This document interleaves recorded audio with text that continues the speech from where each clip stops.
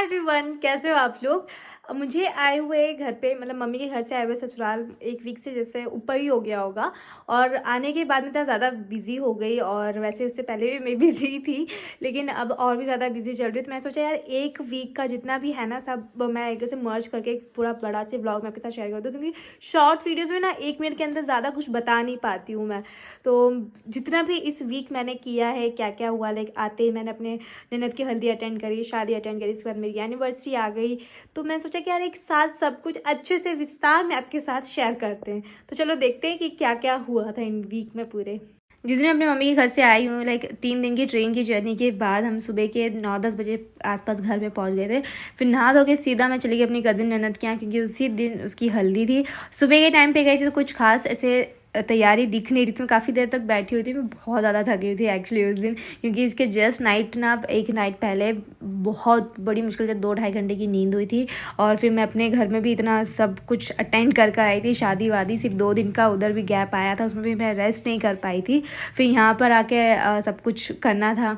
तो मैं दोपहर में खाना खा के वहाँ से अपने घर आ गई थोड़ा सा सोने के लिए, और मैं इतना ज़्यादा लेट हो गई। जब इवनिंग में हल्दी जो लगती है ना हमारे यहाँ, मतलब बिना सजे सवरे हल्दी जो लगाई जाती है, उस टाइम पे नहीं थी मैं। फिर जब हल्दी फ़ोटोशूट होने वाला था तब मैंने जो ब्राइड थी उसको रेडी किया, बहुत ही लाइट मेकअप करके दिया था मैंने। देन उसके बाद फ़ोटोशूट हुआ, उसके बाद हमने डांस करा। ब्राइड के साथ भी डांस कर रहे थे, बट ब्राइड रोने लगी यार। होता है ना ऐसा, कभी कभी हमें हो जाता है। सॉन्ग भी इतना अच्छा था ना कि कोई भी ब्राइड रो सकती है, ऐसा सॉन्ग था। तो सब डांस करने के साथ साथ ब्राइड को भी डांस करवाने की कोशिश कर रही थी मैं, बट वो कर ही नहीं रही थी, रोए जा रही थी बस। उसके बाद मैं और मिस्टर हस्बैंड मिलके एक छोटा सा डांस परफॉर्म किया हमने, बस थोड़ा सा लाइक ऐसे ठुमका ठुमकी लगाना, काफ़ी इन्जॉय करा। उसके बाद मैं चली गई थी मेहंदी लगाने के लिए संध्या को। अच्छा, संध्या है कौन वो मैं आपको किसी और वीडियो में कभी इंट्रोड्यूस करवाऊंगी। वैसे हम बहुत जल्दी मिलने वाले, होप सो जल्दी मिले। उसके बाद मैंने अपने हाथों में मेहंदी लगवाई। मैंने ना बैक साइड में मेहंदी लगाई थी, अब फ्रंट साइड में शायद मुझे याद नहीं मैंने लगवाई भी थी कि नहीं, क्योंकि मेरे हाथों में फ्रंट साइड में मेरी भाई की शादी में जो मेहंदी लगा के रखी थी वो अभी तक लगी हुई थी। नेक्स्ट डे शादी वाले दिन छोटे मोटे रस्म और थे वो किए। फिर मैं आधा अधूरा रेडी होके जा रही थी हेयर स्टाइलिस्ट के पास, क्योंकि जो हेयर स्टाइल मुझे बनाना था मुझसे बन ही नहीं रहा था। और जब मैं हेयर स्टाइलिस्ट के पास गई और जो हेयर स्टाइल मुझे बनाना था वो मैं ट्राई करके अपने फेस पे देखती, अच्छा भी नहीं लगा था। फिर मैंने नॉर्मल ब्रेड वाली हेयर स्टाइल बनाई, और ये मेरा कुछ लुक है। मैं घर पे जाके मैंने कंप्लीट किया था अपना मेकअप। और आप मुझे कमेंट में बताना कैसा लगा। लाइक मैंने बहुत ऐसे लाइट पिंक वाला लहंगा पहना, और उसके बाद बहुत लाइट सा सोबर सा मेकअप भी किया था। उसके बाद कुछ खाया पिया हमने, और ब्राइड ग्रूम के साथ पिक्चर्स क्लिक करवाए। हम हस्बैंड वाइफ ने भी पिक्चर क्लिक करवाई।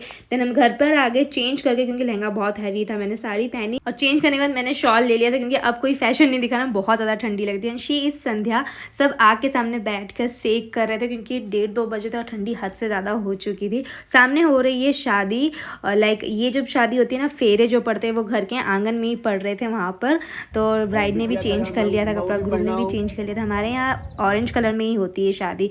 सुबह के 4-5 बजे तक मैं बैठी हुई थी वहाँ पर, इतनी ज़्यादा ठंडी लग रही थी। और फिर घर पे आके मैंने चेंज करा, मतलब मेकअप रिमूव किया, हेयर स्टाइल अपना खोल दिया, और इतना ज़्यादा हल्का लग रहा था। इतना हैवी बन बना हुआ था ना, जैसे मैंने मतलब बन को खोला ना, ऐसा लग रहा था कि सुकून मिल रहा है। देखो सुबह के 6:30 बज रहे हैं, अब मैं जा रही हूँ सोने, और 2-3 घंटे बाद मुझे उठ के रेडी होके जाना है वापस विदाई वाले टाइम पर।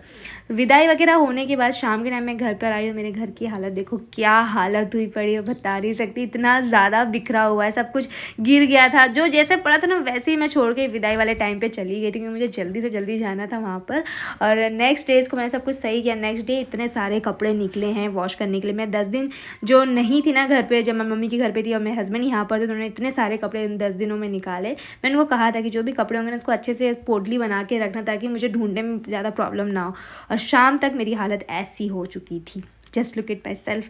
और नेक्स्ट डे हम गए थे इवनिंग में अपने पति देव के लिए कुछ फ्लावर्स लेने, क्योंकि इसके एक दिन बाद हमारी है 2nd एनिवर्सरी। फ्लावर्स ला के मैं रख दी थी एक जगह, और मैं डिनर की तैयारी करी थी। साथ ही साथ मैं देख रही थी मामला लीगल है, उसका कुछ लास्ट 2 एपिसोड बाकी थे। मैंने बहुत पहले देखा था, पर एपिसोड 2 छूट गए थे लास्ट के। वो सब देखते देखते मैंने साग वाग सब साफ़ कर लिया। वैसे सोचा था कि डिनर में यही बनेगा, लेकिन हस्बैंड ने मना कर दिया कि ये आज खाने का मन नहीं, किसी और दिन बनाना। तो मैंने इसको अच्छे से न्यूज़पेपर में लपेट के रख दिया, ताकि वो कुछ दिन तक बचा रहे, ख़राब नहीं हो। कितनी मेहनत से साफ़ करा यार मैंने इसे। और रात के 12 बजे हमारी एनिवर्सरी का केक कट हुआ था, उसका क्लिप नहीं है मेरे पास।